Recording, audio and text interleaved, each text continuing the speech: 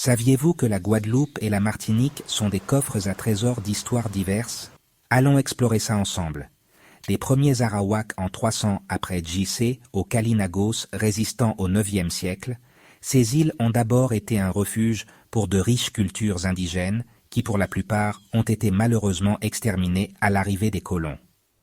Puis ce sont les Européens qui ont débarqué, avec Christophe Colomb en 1493 et la colonisation française à partir de 1635. Ils ont imposé le catholicisme, la langue française, ainsi que les plantations de sucre et de café. Aujourd'hui, leurs descendants, bien que peu nombreux, détiennent la majeure partie de l'économie locale. L'arrivée forcée des Africains du XVIIe au XIXe siècle a transformé les îles. Leur résilience a donné naissance à la vibrante culture créole que nous connaissons aujourd'hui. Ils constituent la majorité de la population, environ 80 à 85%, mais faiblement implantés au niveau économique.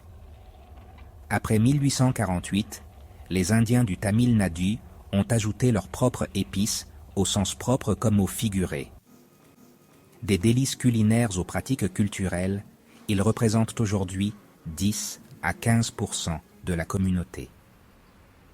Les immigrants chinois de la fin du XIXe siècle et du Moyen-Orient, principalement de Syrie et du Liban, du début du XXe siècle, ont apporté l'innovation économique, bien qu'ils soient peu nombreux.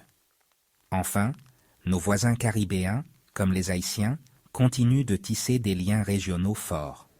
La Guadeloupe et la Martinique, avec leur mélange vibrant, s'affirment comme des carrefours culturels modernes. Alors, la prochaine fois que vous danserez le guoka, le ka, ou que vous dégusterez un bokit, souvenez-vous du riche héritage qui se cache derrière.